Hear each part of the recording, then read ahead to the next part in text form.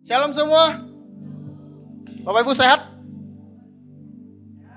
Latah ya kalau ditanya apa? Jawabnya luar biasa. Bapak Ibu sehat?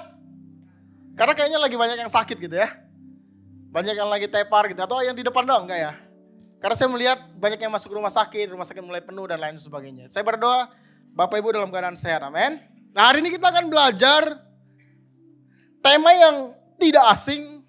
Mungkin Bapak Ibu udah dengar ini puluhan sampai ratusan kali. Karena yang kita belajar hari ini, sepanjang bulan ini kita belajar soal apa? Kita belajar soal doa. Katakan kiri kanannya. Jangan tersinggung. Katakan kepada diri sendiri kalau tersinggung bertobat. Amin. Karena ini mungkin bukan tipikal khotbah doa yang Bapak Ibu senangi gitu ya. Saya nggak tahu kenapa saya tidak ahli menyenangkan telinga orang gitu ya.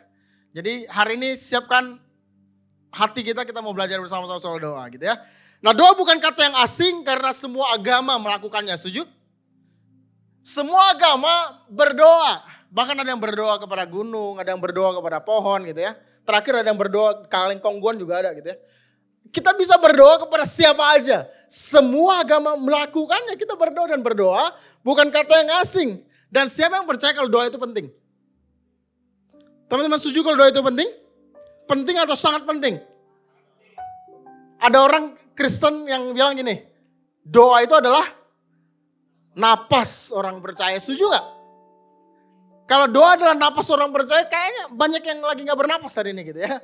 Karena seringkali kita gini, saya mendapati walaupun kita mengerti doa itu penting, kita mengerti doa adalah napas orang percaya, tapi gak semua orang menyukai doa. Saya berharap yang di tempat ini enggak. Ada begitu banyak orang yang tidak mengerti bagaimana caranya berdoa, ada? Teman-teman pernah ketemu sama teman yang kalau ngomong gini, kalau doa mau ngomong apa sih gitu? Pernah gak sih? Kita kalau doa mau ngomong apa ya gitu? Kita bingung cara berdoa, kita bingung doa itu ngomong apa. Padahal kita ngomong tadi doa itu sangat penting dan doa adalah napas orang percaya. Seringkali kita gak menyukai doa. Seringkali itu cuma menjadi pengetahuan kita kalau doa itu penting. Tapi gak semua sekali lagi menyukai doa. Dan tidak semua mengerti bagaimana caranya harus berdoa. Teman-teman pernah tanya ChatGPT bagaimana cara napas? Pernah gak? Perlu saya ajarin cara napas? Harusnya kan gak perlu kan? Kita kan bisa bernapas dengan sendirinya. Kecuali sesak napas, butuh napas buatan gitu kan. Tapi kalau kita sehat walafiat, kita gak perlu diajarkan bagaimana caranya bernapas. Kita gak perlu tanya ChatGPT. Kita tahu semua. Tapi hari ini gini, tema ini ada mengajarkan kita soal doa sedikit meresahkan. Kenapa? Kita lagi diajar bernapas, benar gak sih? Kita lagi diajar kalau kita harus berdoa, menyukai doa. Kita dikasih tahu kalau doa punya kuasanya. Kita diajarkan kalau doa punya powernya. Hari ini gini, kita lagi diajar bagaimana cara bernapas. Harusnya orang percaya mengerti dengan benar dan menyukai doa. Yang mengerti katakan amin. Nah, kita akan mulai. Saya akan mulai dengan sebuah pertanyaan yang saya dapati di lapangan gitu ya. Pertanyaannya adalah, kalau Tuhan sudah tetapkan masa depan kita, kalau Tuhan sudah tahu semuanya, mengapa kita perlu berdoa? Ada yang pernah nanya kayak gini?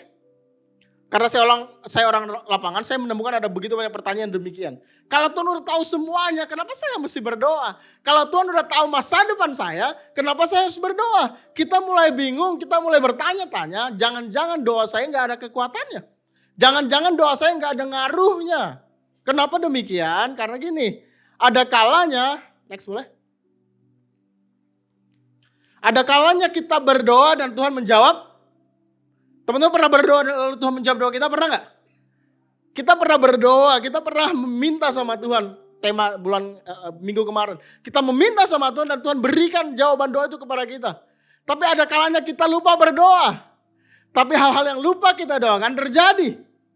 Bener gak sih? Kan teman kita sering tuh, bro doain dong. Saya mau operasi nih, pernah gak? Oke nanti saya doakan. Doa gak biasanya? Kan kadang-kadang kita nggak doa, benar sih, kita lupa berdoa, kita nggak mendoakan dia. Kita jawab oke di chat, tapi kita nggak mendoakannya. Tapi tiba-tiba doanya sembuh, operasinya lancar dan lain sebagainya. Seringkali kita berpikir kita lupa berdoa, bahkan kita nggak berdoa. Tapi hal yang tidak kita doakan, doa yang lupa kita ucapkan terjadi dan diberikan dalam kehidupan kita. Tapi ada kalanya kita berdoa sungguh-sungguh. Kita berlutut, kita berlinang air mata, kita berdoa, berteriak mungkin sama Tuhan. Kita mungkin datang ke hadapan Tuhan dan kita bilang, Tuhan saya berseru. Kita minta tolong, kita mentok dan lain sebagainya. Tapi ada kalanya Tuhan gak jawab doa kita, benar gak sih? Saya pernah berdoa untuk istri saya sebelum Kimi lahir. Karena dia masih dikuret kalau 2 minggu gak berkembang gitu. Saya doa, saya tumpang tangan. Kalau bisa saya tumpang kaki supaya janin ini berkembang. Tapi apa yang terjadi? Doa saya gak dijawab sama Tuhan. Akhirnya harusnya kakaknya Kimi gitu ya. Gak jadi lahir gitu. Umur 2 bulan dikuret pada akhirnya. Apakah saya kurang berdoa? Apakah dari tapangnya saya kurang beriman? Saya pernah buat kakak ipar saya pernah berdoa. Lagi sakit terbaring karena COVID. Saya berdoa, saya menangis, saya berdoa, saya menangis. Saya berseru, saya berdoa setiap malam buat dia. Tapi pada akhirnya dia dipanggil sama Tuhan. Saya pernah berdoa buat usaha saya yang lagi terpuruk misalnya. Saya berdoa, saya minta tolong sama Tuhan. Sampai hari ini usaha saya masih belum kelihatan ada bagus-bagusnya. Saya setiap hari berseru sama Tuhan. Pernah gak kita sih? Kita berdoa sungguh-sungguh. Kita meminta sama Tuhan. Tapi seakan-akan semuanya tertutup. Tuhan gak jawab doa kita. Dan kita mulai malas berdoa. Kita mulai merasa kalau doa itu gak ada powernya. Kita doa gak doa kayaknya gak ada faedahnya. Kita merasa Tuhan udah berdaulat atas kehidupan kita. Dia sutradara terbaik dalam kehidupan kita. Dan kita udah gak perlu berdoa lagi.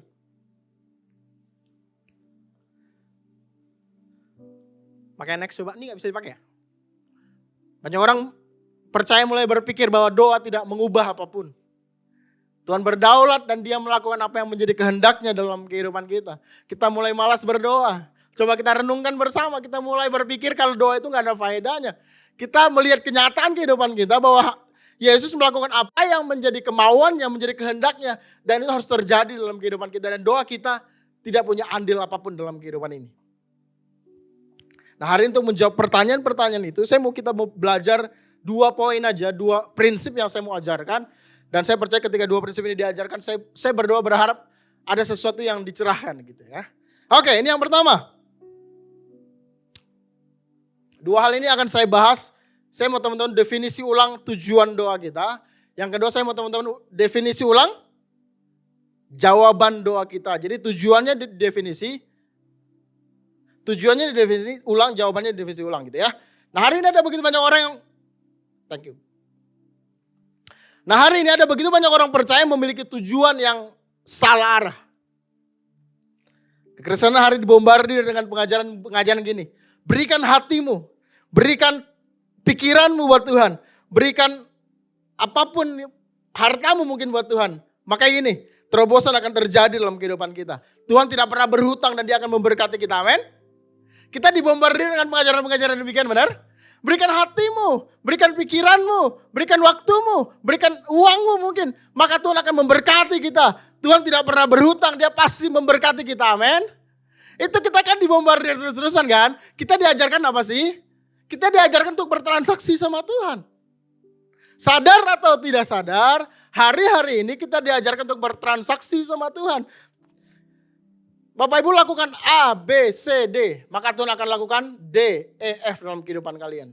Berikan hatimu maka Tuhan akan memberkati kita. Kita diajarkan apa sih hari-hari ini? Di mimbar-mimbar ini, saya berdoa di tempat ini enggak. Kita dibombardir dengan pengajaran, kita lakukan sesuatu dulu buat Tuhan. Kita seringkali gini, kita meremehkan Tuhan. Dalam tanda kutip kita melecehkan Tuhan. Kita harus gini, lakukan sesuatu dulu buat Tuhan. Maka Tuhan baru berikan sesuatu buat kalian. Kenyataannya adalah Tuhan sudah lakukan semuanya. Tuhan sudah berikan semuanya. Dan itu yang harusnya mendorong kita untuk melakukan semuanya buat Tuhan. Saya ulangi. Tuhan sudah berikan semuanya dulu. Kita tidak perlu melakukan apapun untuk diberkati. Percayalah berkat itu sudah diberikan di Kejadian 1:28. Tuhan sudah memberkati kita terlebih dahulu. Semua yang kita kerjakan hari ini bukan supaya kita mendapatkan sesuatu dari Tuhan, bukan. Apapun yang kita kerjakan hari kita beribadah, kita melayani, kita bersekutu, kita memberi dan lain sebagainya. Dorongannya pasti karena Tuhan sudah terlebih dahulu memberikan kita semuanya dalam kehidupan kita. Jadi jangan mau dibohongi sama orang-orang, lakukan sesuatu dulu maka Tuhan akan memberikan sesuatu dalam kehidupan kita. Pernah dengar banyak doa banyak berkat? Pernah dengar banyak doa banyak mujizat? Kita dibombardir dengan pengajaran demikian kan, benar gak sih? Kita kalau doa gak dijawab sama Tuhan disuruh apa? Doa terus sampai Tuhan. Kalau perlu berpuasa, doa terus. Saya gak bilang ini salah, saya berdoa pertobatan kedua orang tua saya dari saya umur 15-16 tahun. Terjadi ketika saya umur 20-an tahun. Saya berdoa terus-terusan juga, tapi gini loh. Seringkali kita diberikan pengajaran yang salah. Kalau kita banyak berdoa, banyak berkat, kita banyak berdoa, banyak mujizat. Artinya apa sih? Kita didorong untuk datang kepada Tuhan lewat doa-doa kita hanya untuk berkat dan mujizat. Kita gak pernah datang kepada Tuhan dengan tujuan yang benar. Tujuan doa kita salah arah. Kenapa? Ada begitu banyak pengajaran-pengajaran yang diajarkan secara tidak bertanggung jawab di tempat ini. Bukan tempat ini. Di mana-mana. Next dulu. Saya mau ajak teman-teman untuk merenung. Dan saya mau bilang doa bukan alat memaksa Tuhan agar sejalan dengan keinginan kita. Doa itu bukan memaksa Tuhan. Saya percaya doa punya kuasa. Saya sangat percaya doa punya kuasa. Saya percaya saya menyembah Tuhan yang tidak terbatas. Tapi doa itu bukan alat untuk kita memaksa Tuhan agar sejalan dengan keinginan kita. Manusia keinginannya banyak ya. Percayalah doa bukan dipakai untuk Tuhan jawab semua keinginan saya. Bukan, nanti kita akan bahas di poin kedua. Dan yang kedua bukan sekedar daftar permintaan, bukan. Kita boleh minta gak? Kita belajar minggu lalu dari Pak Gembala kita harus minta. Sebagai anak kita boleh minta gak? Ada ayat mendasarinya gak? Ada, Matius 7 ayat 7-8 apa katanya? Mintalah, carilah, ketoklah. Boleh minta gak? Boleh Pak, tapi gini, jangan sampai doa kita hanya kasih wishlist kita sama Tuhan. Jangan dong. Karena saya mendapati gini, kalau kita hanya minta terus sama Tuhan, di semua doa-doa kita, seringkali, catat ini baik, kita lupa untuk bersyukur.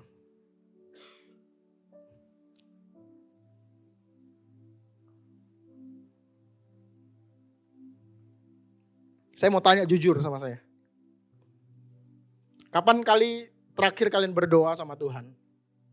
Terus bilang gini, Tuhan aku bersyukur atas tubuh yang sehat. Kapan terakhir kalian berdoa dan bersyukur gini, Tuhan terima kasih saya punya istri yang pengertian, punya istri yang support, punya istri yang luar biasa. Kapan terakhir kita berdoa demikian? Kapan kita terakhir berdoa dan bilang terima kasih suami yang bekerja keras? Kapan terakhir kita bersyukur sama Tuhan dalam doa-doa kita? Kapan terakhir kalian bersyukur, Tuhan terima kasih atas komunitas yang diberikan dalam kehidupan saya.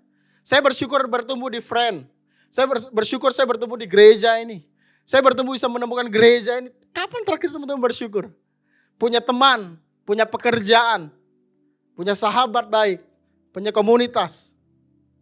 Kapan terakhir kalian bersyukur punya wakil gembala baik hati dan tidak sombong? Oh, tidak pernah gitu ya. Tapi seringkali dalam doa-doa kita lupa bersyukur. Benar gak sih? Kenapa? Karena kita hanya doa kita pakai hanya sekedar menaikkan permintaan kita. Tuhan saya mau ini, saya mau ini, saya mau ini. Tuhan berkati ini. Tuhan saya mau lakukan ini. Dan kita kasih semua wishlist kita di hadapan Tuhan. Sampai kita lupa bersyukur. Bahwa ada begitu banyak hal yang Tuhan percayakan dalam kehidupan kita. Dan itu patut disyukuri, yang mengerti katakan amin. Doa bukan hanya menaikkan permohonan kita pada Tuhan. Boleh memohon kepada Tuhan? Biasanya kalau kita memohon kepada seseorang atau sesuatu biasanya karena apa sih? Kenapa kita memohon biasanya? Yang pertama biasanya ketika kita melakukan kesalahan yang fatal, benar? Ketika kita bikin kesalahan, kalau sama Tuhan mungkin ketika kita bikin dosa. Kalau sama kita ketika kita bikin kesalahan yang fatal, kita minta maaf sama dia, kita mohon ampun sama dia. Yang kedua biasanya kita memohon karena apa sih? Sama Tuhan biasanya kenapa? Udah gak ada jalan keluar lagi, benar sih? Lihat kiri, lihat kanan gak bisa bantu kita, punya uang udah gak bisa bantu kita. Udah selang di mana-mana kita mohon belas kasihan Tuhan. Seringkali kita datang kepada Tuhan hanya karena apa? Karena kita merasa kita bersalah sama Tuhan. Dan ketika semua orang udah gak bisa bantu kita lagi. Sekali lagi saya gak bilang kalau kita gak boleh memohon sama Tuhan. Jangan salah persepsi, boleh memohon sama Tuhan. Tapi jangan sampai di setiap doa-doa kita hanya permohonan yang hanya kita naikkan sama Tuhan. Lalu apa tujuan kita berdoa? Saya mendapati ini adalah tujuan paling penting kita berdoa. Doa adalah sarana utama Kita membangun hubungan dan keintiman dengan Bapa kita. Yakobus 4 ayat 8a katakan, mendekatlah kepada Allah dan Dia akan mendekat kepadamu. Tujuan doa kita adalah gini, kita rindu bersekutu dengan Tuhan. Kita rindu membangun relasi dengan Tuhan. Dan yang terakhir karena kita mengasihi Tuhan. Kenapa kita berdoa? Karena kita pengen dekat sama Tuhan, benar gak sih? Kenapa kita mesti berdoa? Karena kita lagi membangun relasi dengan Tuhan. Kenapa kita mesti berdoa? Karena kita lagi mau bilang gini, Tuhan saya bergantung total sama Engkau.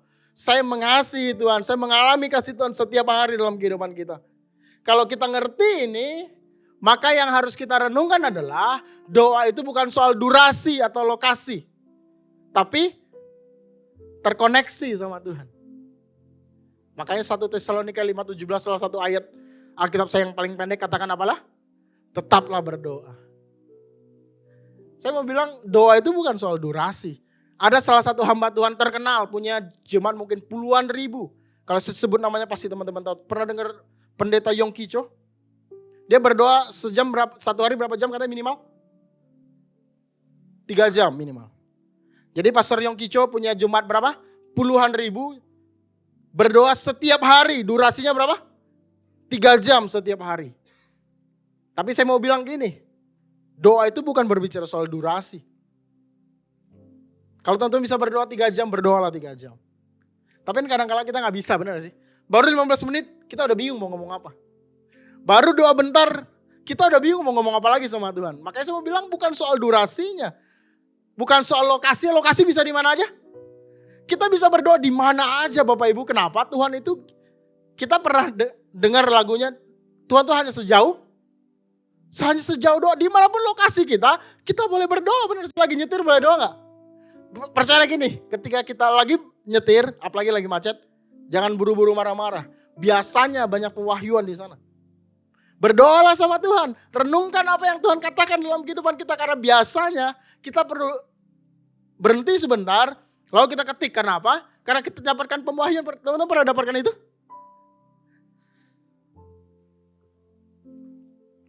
Kalau kita sadar kita terkoneksi dengan Tuhan, maka keputusan kita, respon kita dituntun dan dipimpin oleh Tuhan. Sekali lagi, doa bukan cuma soal durasi. Doa bukan soal lokasi. Tapi terkoneksi dan berkomunikasi dengan Tuhan. Kita percaya apapun yang terjadi, kita perlu Tuhan dalam kehidupan kita. Kita perlu berkomunikasi dengan Tuhan. Apapun keputusan yang kita lakukan, apapun tindakan yang lagi kita kerjakan hari, percayalah kita lagi terkoneksi sama Tuhan. Kita bebas ngomong 24 jam sama Tuhan. Mungkin ada kalanya kita perlu masuk ke kamar kita tutup kamar kita, lalu kita berdoa dan berteriak sama Tuhan. Boleh gak? Ada kalanya kita perlu masuk ke kamar kita, tapi ada kalanya dimanapun kita berada, lagi nyetir pun, lagi dimanapun kita berada, berkomunikasilah dengan Tuhan. Karena saya percaya kita lagi terkoneksi dengan Bapa kita di surga. Yang mengerti katakan amin. Yang kedua yang mesti kita renungkan, doa bukan hanya memberitahu Tuhan apa yang kita mau, tapi mencari tahu apa yang. Coba kita renungkan sebentar, doa bukan hanya memberitahu Tuhan apa yang kita mau, tapi mencari tahu apa yang Tuhan mau dalam kehidupan kita. Kalau kita lagi bangun hubungan sama orang lain, lagi PDKT gitu ya. Pernah gak sih kita PDKT sama cewek misalnya, yang ngomong terus sama kita, pernah gak? Atau udah suami istri lah. Ngomong terus sama kita gak dikasih kesempatan ngomong, dia ngomong terus. Kita, kalau dia ngomong biasanya gini, kasih daftar permintaan, kasih daftar permohonan, kasih daftar masalah. Pernah? Saya lagi begini-begini banget nih, saya lagi di kerjaan saya. Kita ngerocos terus, pernah? Makanya saya mau bilang gini, doa itu dialog bukan monolog. Apa bedanya? Kita cuma doa. Kalau minggu lalu Niko bilang kita terlalu berisik kadang-kala. Kenapa? Kita ngomong terus. Kita gak pernah kasih jeda sama Tuhan untuk Tuhan ngomong sama kita. Tapi saya mau bilang ini, doa itu bukan hanya kita kasih tahu permintaan kita. Cari tahu apa yang Tuhan mau dalam kehidupan kita. Pernah lakukan itu gak? Apa sih Tuhan, gini ketika kita naikkan doa kita, pernah gak Alkitab ajarkan di Mazmur ada kata apa? Selah. Atau Selah bacanya, mana yang benar? Artinya apa sih? Bukan Selah on Seven, bukan. Kita mesti berhenti sejenak, lalu merenung, itu artinya Selah. kita berhenti sejenak lalu kita dalam doa-doa kita kan kita satu arah kan biasanya kan. Kita ngomong terus sama Tuhan tanpa henti, kita naikkan kegalauan kita naikkan masalah kita lupa bersyukur tadi di poin-poin awal. Lalu gini kita berharap Tuhan jawab doa kita sesuai dengan keinginan kita. Kalau gak bisa sekarang gak apa-apa 3 bulan lagi. Kalau gak bisa 3 bulan lagi gak apa-apa 3 tahun lagi. Yang penting Tuhan jawab, saya gak mau tahu. Kan itu yang terjadi kan. Tapi hari mau gak kita berdialog sama Tuhan. Ada kalanya kita perlu diam. Ada kalanya kita masuk ke dalam kamar-kamar kita dan kita diam sama Tuhan. Kita perlu mendengarkan, kita belajar intim sama Tuhan. Tuhan bisa berbicara apapun. Mungkin ketika kita di kamar Tuhan belum berbicara. Tapi keluar dari kamar istri kita berbicara, bisa gak?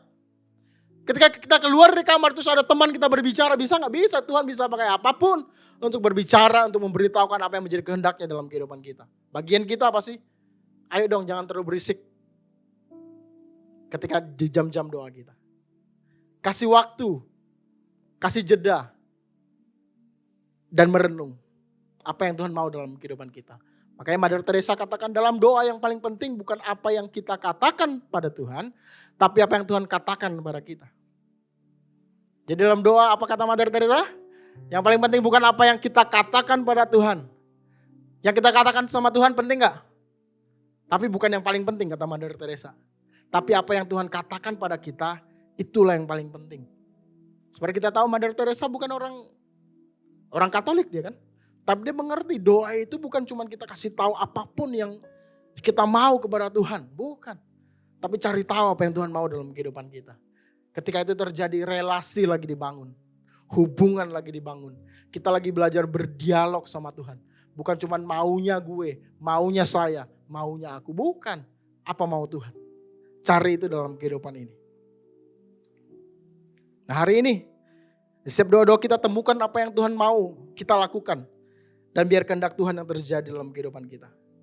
Yang kedua, sebentar lagi saya selesai. Definisi ulang, jawaban doamu. Yang kita tahu jawaban doa ada berapa? Ada 3. Ya, tidak, tunggu. Benar gak sih? Kita tahu ketika kita berdoa sama Tuhan berarti jawabannya ada 3. Iya dijawab sama Tuhan, tidak dijawab sama Tuhan atau tunggu. Belum momennya. Ada hal yang mesti kita persiapkan terlebih dahulu supaya itu bisa terjadi. Kita tahu kalau kita memohon sama Tuhan, meminta sama Tuhan itu akan terjadi. Tapi yang belum kita sadari adalah gini, ketika Tuhan jawab iya, why? Kenapa Tuhan jawab iya? Teman-teman pernah bertanya? Ketika Tuhan jawab tidak, kenapa tidak? Teman-teman tahu apa kehendak Tuhan ketika Tuhan jawab tidak? Ketika Tuhan jawab tunggu, apa maksud Tuhan? Kita gak pernah bertanya. Nah hari ini saya mau teman-teman bertanya sama Tuhan. Untuk semua doa yang kita naikkan sama Tuhan. Ketika kita berdoa sama Tuhan. Usaha yang kita rintis maju. Kita buka usaha, di mana-mana orang buka usaha gak mudah sekarang. Buka F&B apalagi. Maju F&B-nya, maju usahanya.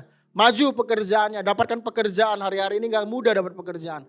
Tuhan jawab doa kita. Pernah kita tanya, why? Kenapa Tuhan jawab doa kita? Harusnya semua usaha lagi menurun tapi saya lagi naik, lagi nanjak. Why? Pernah nanya itu? Jangan-jangan Tuhan mau kita jadi berkat bersama kita. Jangan-jangan semua usaha yang lagi maju itu bukan buat kita sendiri. Tuhan mau kita bantu orang tua kita. Tuhan mau kita bantu sesama kita. Dan itu bukan buat kita doang. Pernah ketika merenungkan demikian? Ketika saya disembuhkan atau kita disembuhkan dari penyakit. Yang harusnya udah gak bisa sembuh.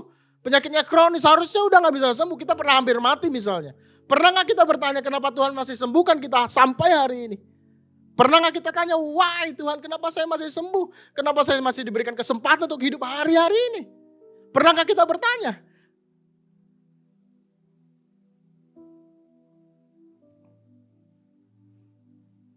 Ketika Tuhan mempercayakan posisi tertentu dalam kehidupan kita. Di gereja mungkin, atau di kantor kita mungkin. Dimanapun kita berada, Tuhan percayakan posisi. Pernahkah kita bertanya, kenapa Tuhan percayakan posisi itu kepada kita? Pernah kita tanya why, kenapa Tuhan? Atau jangan-jangan kita merenung dan kita mendapati ternyata Tuhan mau kita memberikan nilai kerajaan di sana. Tuhan mau kita jadi bos yang terbaik. Jadi atasan, punya posisi atasan, jadi atasan yang terbaik. Di gereja punya posisi melayani dengan luar biasa. Kenapa? Kita mengerti kalau Tuhan jawab ya atas semua doa-doa kita. Ada why-nya yang mesti kita renungkan. Tapi kan seringkali ketika doa kita dijawab sama Tuhan, kita lupa sama Tuhan, benar? Contoh kecil aja. Teman-teman pernah berdoa kalau kita mau pergi liburan misalnya, kan teman-teman suka berdoa kan, benar gak?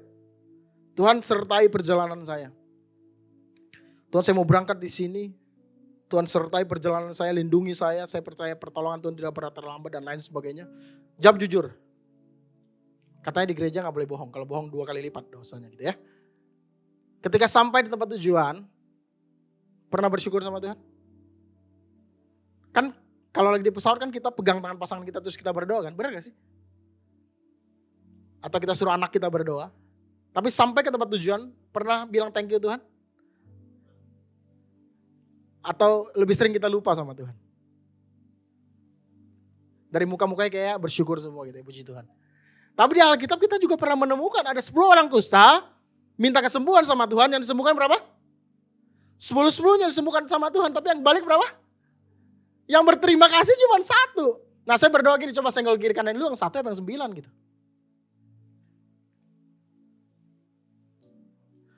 Ketika jawaban Tuhan adalah tidak, pernah gak kita merenung why? Atau kita hanya terus berdoa aja? Tapi kita gak pernah bertanya kenapa sih Tuhan tidak? Kenapa? Apa yang Tuhan mau nyatakan? Apa kehendak Tuhan atas jawaban dosa yang tidak? Pernah teman-teman bertanya demikian? Kita akan belajar dari 2 tokoh Alkitab. Yang satu namanya Paulus, kita udah tahu kisahnya. Udah sering saya bawakan juga. Berapa kali Paulus berdoa? 3 kali. Paulus dengan pelayanan yang luar biasa, punya duri dalam dagingnya. Berapa kali dia berseru dan berdoa? 3 kali, tapi di ayat 9 dikatakan apa? Tetapi jawab Tuhan, ayat kunci itu. Ketika dia berseru pertama kali mungkin Tuhan belum menjawab. Ketika dia berseru 2 kali mungkin Tuhan. Seruan dia yang ketiga kali, ayat 9 katakan tetapi jawab Tuhan, kepadaku apa bunyinya? Cukuplah kasih karuniaku bagimu. Jawaban doa dari Paulus yang berseru untuk disembuhkan sama Tuhan adalah cukuplah kasih karuniaku bagimu. Dan ketika dia dapatkan jawaban Tuhan ketika 3 kali berseru, maka ayat 10 itu bisa muncul. Karena itu aku senang dan rela di dalam, ada yang senang dan rela dalam kelemahan? Di dalam siksaan ada yang senang? Di dalam kesukaran ada yang senang? Di dalam penganiayaan ada yang senang? Dalam kesesakan oleh Kristus. Sebab jika aku lemah maka aku. Kenapa ayat 10 ini bisa muncul? Kenapa paradigmanya Paulus bisa berubah? Sebab jika aku lemah maka aku kuat. Kenapa dia punya paradigma demikian? Karena apa? Karena dia sudah dapatkan jawaban doanya buat kita. Mengerti tidak mengerti katakan amin. Kayaknya rada bingung gitu ya. Kenapa bisa ayat 10 ini muncul? Karena dia dapatkan jawaban doanya. Jawaban doanya apa? Tidak, benar gak sih? Jawaban doa yang diserukan sama Paulus 3 kali jawabannya adalah tidak. Tapi ayat 10 itu muncul. Sebab jika aku lemah maka aku kuat. Sekali lagi ini bukan seruan supaya kita berhenti berdoa. Bukan, tapi kita lihat. Kalau kita mendapatkan kehendak Tuhan dan kita mengerti jawaban doa adalah tidak, maka bersyukurlah. Maka lakukan bagian kita. Sekali bukan tipikal khotbah doa yang kita senangi gitu ya. Tapi ini kenyataannya. Coba kita lihat yang kedua gitu ya. Contoh kedua, kasus kedua kita belajar dari. Coba next.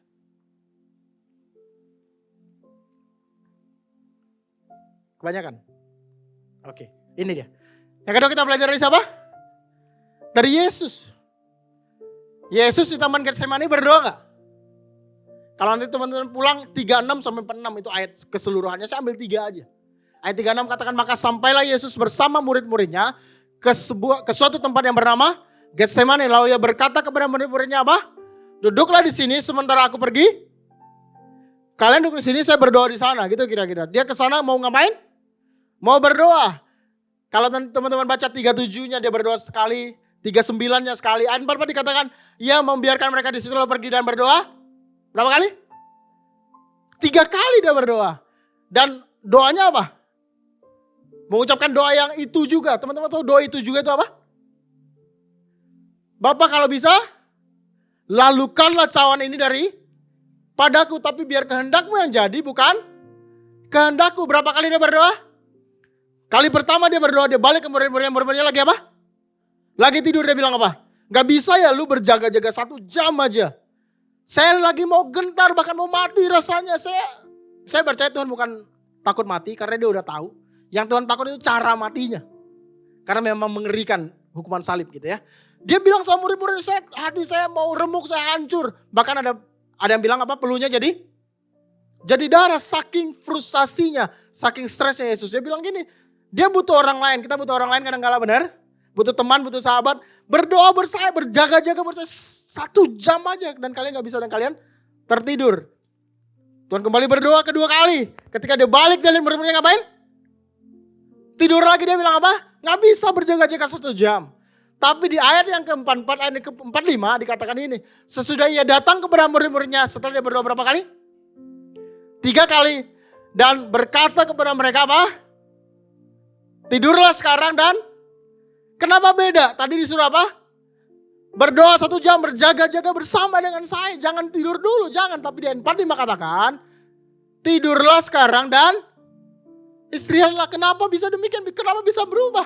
Karena ketiga kali Yesus berdoa, berseru sama Tuhan, dia dapatkan jawabannya. Jawabannya apa? Tidak. Yesus masih mengalami semua yang tercatat di Alkitab kita. Itu masih terjadi dan masih tergenapi dalam kehidupan kita. Kalau dia tahu itu udah pasti terjadi dan jawabannya adalah tidak, udah tidur aja gak apa-apa. Istirahat aja gak apa-apa. Saatnya sudah tiba bahwa anak manusia diserahkan ke tangan orang-orang berdosa. Sekali lagi teman-teman, Bapak Ibu semua, kalau jawaban Tuhan atas kehidupan kita, saya gak tahu doa mana kita yang jawabannya adalah tidak. Dalam kehidupan saya juga banyak jawaban doa Tuhan yang katanya tidak. Temukan kehendak Tuhan dalam kehidupan kita. Maka Yesus katakan, biar kehendakmu yang jadi, bukan kehendakku. Hari ini setiap doa-doa kita, kehendak siapa yang terjadi. Paulus mengerti, dia berseru 3 kali, dapat jawaban doanya. Dan dia berhenti berdoa dan melakukan apa yang menjadi kehendak Tuhan. Yesus mengerti bagaimana dengan kita. Kita terus berseru sama Tuhan, sekali lagi berseru, berdoa, meminta, memohon, gak salah.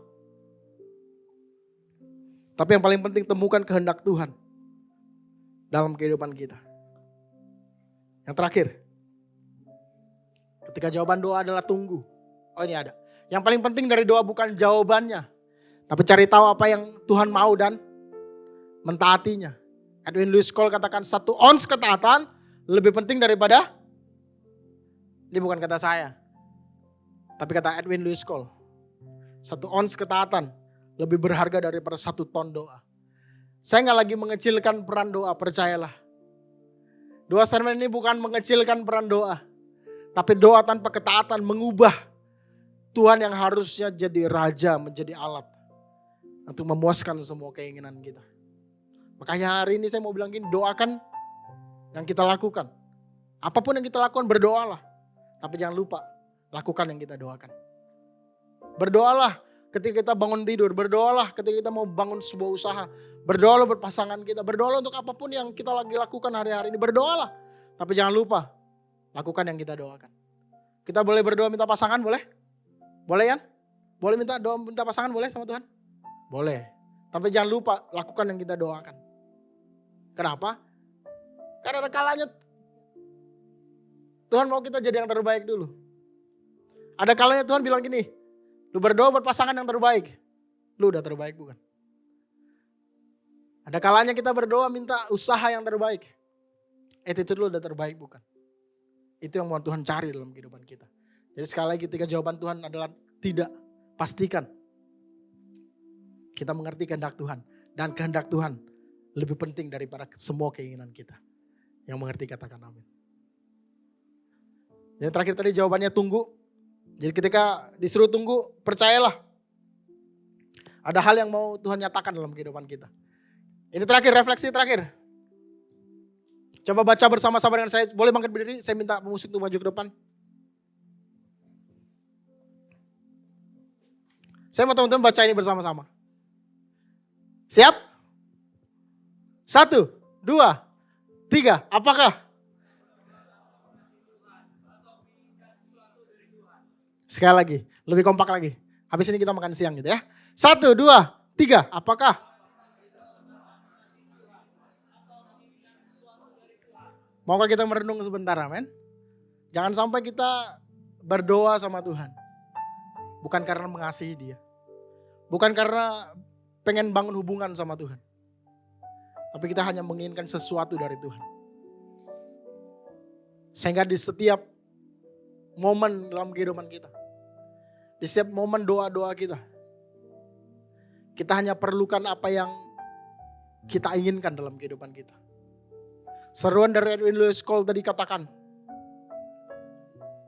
1 ons ketaatan lebih penting daripada 1 ton doa.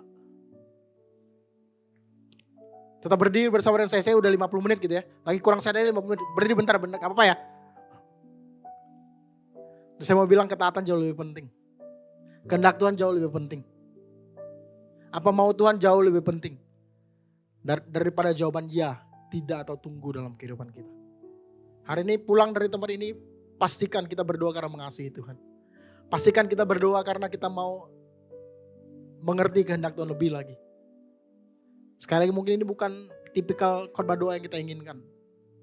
Tapi saya mau bagikan ini dengan semua risiko yang ada.